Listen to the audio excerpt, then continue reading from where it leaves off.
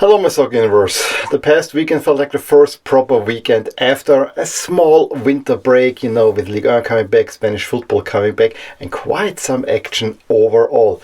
My attention though was still on winter sports. I was watching the Four Hills tournament in ski jumping foremost, but I watched also tons of soccer and I will review this weekend. What was this weekend? It started out with a bang, Real Madrid's win at Valencia, which really set the week off on the right track, but we also had some crazy results in Portugal in the first few days. We also some interesting results in the Premier League, a good round in Ligue, and Copa del Rey action as well. But before we jump in, I also want to put a little bit of a caveat before this video. There is some footage where the image is not fluently going because it happened at the same time as I was downloading a major file. So I'm sorry for that. The audio should be fine. The video, unfortunately, not always living up to snuff, but I hope you can see past that. So let's summarize the first full weekend of 2025.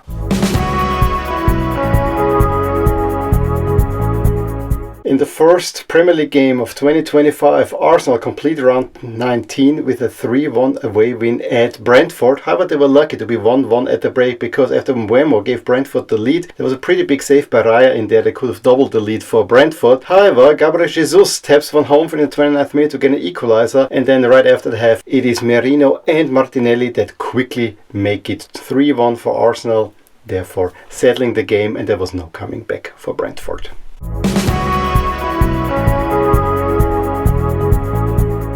It was a rather exciting start to the La Liga year with Real Madrid winning a makeup game at Valencia 2-1. However, that only tells a fraction of the story. Valencia were really good in the first half and had a fully deserved 1-0 lead through Hugo Duro in the 27th minute. However, in the second half, of course, Real Madrid come out, exert a lot of pressure. They get a penalty that was maybe so-and-so. However, Bellingham steps up and puts the penalty onto the post. However, goalie Dimitrievski was off the line. Still, he didn't touch it, therefore it counted. I can see why it's given. It looked a little bit odd though. 5 minutes later, Kylian Mbappé scores a Kylian Mbappé goal. How is disallowed for offside, and you thought that everything is going against Real Madrid. Valencia really fighting hard, holding well, and then the big moment where Dimitrievski kind of provokes Vinny Jr., who lashes out at him with hand to the face. Yes, it was an appalling dive of Dimitrievski. However, Vinny Jr. never should put hand to the face. It was a clear red card, and his teammates actually held him back so that he doesn't get a bigger suspension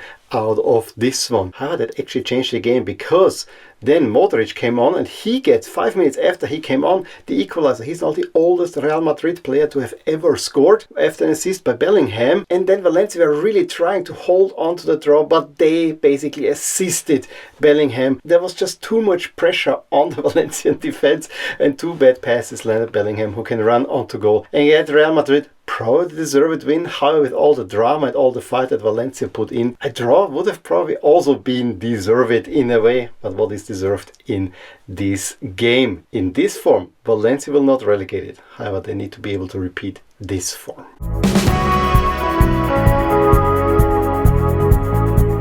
While PSG won the bogus competition over Monaco in the last minute, the Coupe des Champions, the other Ligue 1 teams completed round 16 in France, and it started out with Nice beating Stade Rennes 3-2 at home. It was a rather emphatic first half. Guesson, Diop and Laborde scoring in a 3-1 lead. Then Saboldi's men pulled one back through Truffert. However, they cannot find an equalizer. Keita Nakamura may have given Stade Reims the lead at the half. However, then Saint-Étienne come back through another former Austrian Bundesliga player, Augustin Boakci, who scores a brace to turn it around, and Stassin adds a third. Meanwhile, Lille cannot hang on to a 1-0 lead through Gudmundsson from the first half. Ablin getting the equalizer for Nantes through a penalty after they even had a goal earlier disallowed for an offside. And in trouble, Montpellier were holding on to that point at Lyon. They had also a goal disallowed in the second half. However, in stoppage there is a fired own goal that gives Lyon the lead. Lyon on the pitch are playing a relatively good season. Off the pitch, still the questions remain whether they can stay in Liga.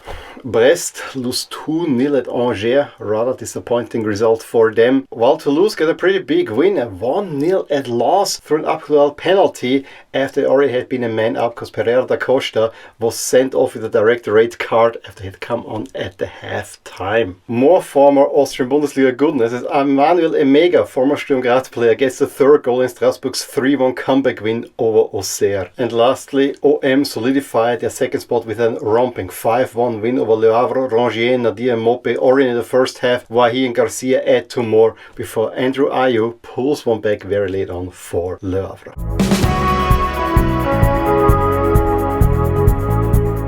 The Premier League Saturday started off with a 2-1 away win for Newcastle at Spurs. Spurs took actually a very early through Solanke. However, within 3 minutes, Anthony Gordon equalized for Newcastle with a very controversial assist by Bruno Guimaraes, who got the ball on his hand to play it into Gordon. However, then Newcastle were much the better team, especially in the first half, and Isak gets the winning goal in the second half. Spurs have a few chances, but nothing really tangible, I gotta say. Maybe that was one. Overall, I guess the 2-1 was alright for Newcastle. Villa also back to winning ways thanks to 2-1 win over Leicester. Ross Barkley gave them the lead. Leon Bailey finds the winner. Mavdidi in the meantime had equalized. Bournemouth beat Everton with a late goal by Brooks in the 77th minute. Rather dreary performance by the Toffees. While a brilliant Sancho assist to Palmer gave Chelsea a 1-0 lead at Crystal Palace, and I would say for the first 30 minutes Chelsea were actually the better team. Palace got back into the game, had plenty of chances, got the deserved equalizer through Mateta in the 82nd minute. They could have even found a winner, arguably, but I think the draw was a fair result. And City get an unbelievable second win in a row. That's not a sentence you would have thought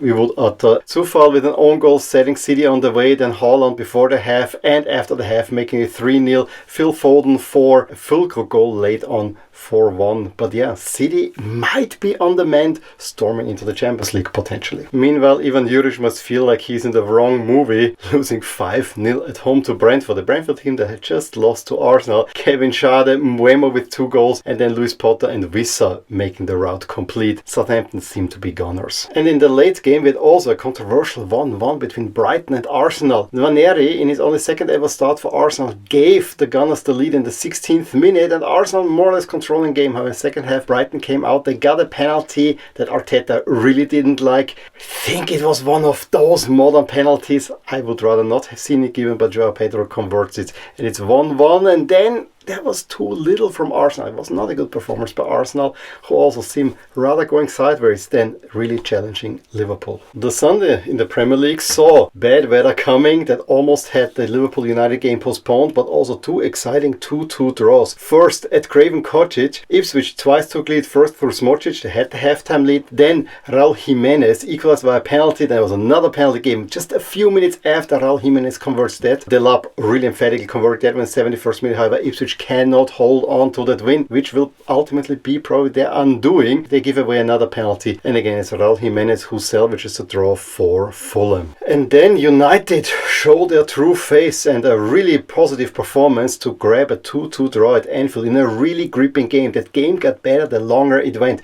Even the first half had its highlights. However, it really started in the second half when Lisandro Martinez starts an attack, found himself still in the penalty box, is nicely served by Bruno Fernandes and makes it 1-0 right under the crossbar. Really pretty goal. But then Liverpool mount the comeback and McAllister assists Gakpo. I think that De Ligt was a little bit caught out of position there to get the equalizer, and then De Ligt is also responsible for a penalty that then Salah converts in the 70th minute. And you think that Liverpool will be really kicking on. However, Garnacho then, who is not properly attacked, finds Diallo in the box, also completely forgotten, 2-2. And then both teams pressing for the winner. Darwin Núñez had a big chance, but also Harry Maguire, almost from point-blank range, could have gotten United a big win. This was definitely more about United than Liverpool, and positive news for a change for them. Then, on Monday evening, Forest extend their incredible winning run to 6 games in a row, beating Wolves 3-0 away from home and joining Arsenal on 40 points. Now in 3rd place on the table, just because the goal difference for Arsenal is slightly better. An incredible story. They're the only real profiting team up top from Liverpool's draw with Manchester United. However, the win 3-0 was probably a little bit too high. It went all Forest's way. Gibbs White gave first in the 7th minute the lead, and there were quite a few chances for Wolves to actually grab an equalizer, but it is then Chris Wood, after being assisted by Hudson-Odoi, that seals a 2-0 halftime lead for Forest. Game then very much Forest hanging back, Wolves attacking, and in the stoppage time, Avonier bags a 3rd one for Forest. As I said, the result a little bit too high. However, Forest really riding high the table. Will they be a surprise team in the Champions League next season? Let's see.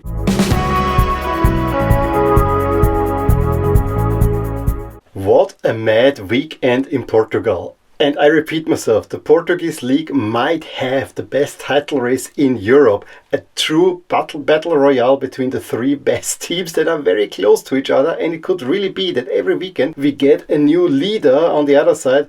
The three teams are very dominant over the rest of the league as well. So this might also play into it. However, the two Lisbon teams had rather stiff competition this round. But before that, Porto went to Nacional and had their game abandoned right after the quarter-hour mark because of inclement weather. I guess fog was coming in. Then Sporting traveled to Vitória de Guimarães. Rui Borges, the new Sporting coach's old team that he just left, and they had a 3-1 lead in the 57th minute with a Gyökeres hat-trick as well. So really comfortable. However, Guimarães come back, Caio Cesar in 69th, Mendes in the 82nd, and then in the 85th minute turned the game on its head. It's a 4-3 lead for Vitória de Guimarães. However, in stoppage time, Trincao salvages at least a point for the Lions. And what a valuable point it might turn out to be, because Benfica could have drawn level with Sporting with a win over Braga. However, they didn't show up. Braga showed up, and Navarro and Bambu gave them a rather comfortable, fully deserved 2-0 halftime lead. Yes, Cabral in the 78th pulled one back, but there was never the surge coming from Benfica. Braga defending valiantly and grabbing 3 points that could throw a wrench in Benfica's plans for the title race. And on Sunday, Santa Clara could have retaken 4th place from Braga with a win over Farense at home. Farense had an early goal disallowed, were then reduced to 10 men thanks to a yellow-red card to Moreno, 44th minute. However, Santa Clara cannot find the winner, and Braga is now in 4th place.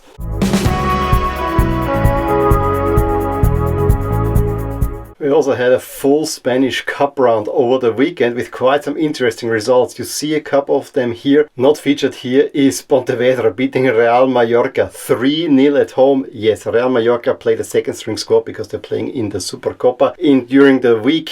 Very unnecessary competition, I guess, but they take it seriously, and that definitely played a part in a huge 3-0 win for Pontevedra. Meanwhile, Getafe beat Granada away from home through a Borja Mayoral goal in the 3rd minute of overtime. An Isco goal gave Real Betis the lead at Huesca. However, Huesca thought they had grabbed an equalizer in stoppage time of the second half. However, there was a slight offside in the build-up, and so all elation quickly collapsed. Betis moving on. Osasuna traveled to last place of the Segunda. Tenerife had a quick 2-0 lead through Arando and an own goal. Leon pulled one back for Tenerife just before the half. However, there was no equalizer. Osasuna seeing it out. Another stunner was Almeria with a huge second half comeback. They were 1-0 down at the half to Sevilla, winning it 4-1. Almeria, really strong team in the Segunda, leading that league rather comfortably, and that is also a huge win for them. Sevilla again not showing the best side. No such troubles though for Barcelona. Their biggest trouble is of course getting Dani Olmo registered, which is potentially not happening. Eric Garcia and Lewandowski score in the first half at Barbastro, and second half Lewandowski and Pau Torre add 2 more for a rather comfortable 4-0 win. Atletico Madrid also played a relatively strong squad, and Antoine Griezmann scored a go-ahead goal at Marbella. Marbella, of course, the city where former Atletico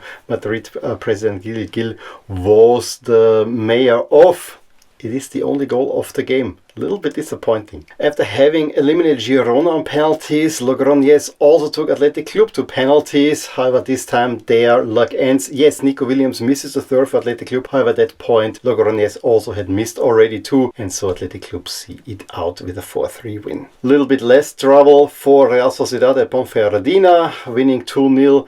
Oyarzabal and Brais Mendes in the second half scoring the 2 goals. On the other hand, Celta had a real fight at Racing Santander. Racing led twice in that game. The 2-1 and the 2-2 were 2 own goals to boot. The 2-2 came in the 86th minute for Celta, and then they win it through Alex Gonzalez in the 92nd minute. And then Real Madrid had even less trouble than Barcelona, winning at Minera comfortably 5-0. Federico Valverde opening score in the 5th minute, Camavinga adding a second one, Güler with a deflected shot in the 28th minute, making already 3 in the second half. Luka Modric and again Arda Güler in the 88th make it a rather resounding 5-0. So this was the weekend. Let me know what you thought about these games. I hope the problems with the video were not too bad and did not detract from your enjoyment of the entire video. And as always, give me a thumbs up if you enjoyed this video, subscribe to my channel if you want to see more videos like these, and I will talk to you soon about more things in my soccer universe.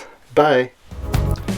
Hey there, I really hope you enjoyed this video, and if you did, here are some videos and playlists that you may enjoy too. Also, please consider subscribing to my channel and hit the little bell icon so you get notified whenever something happens in my soccer universe.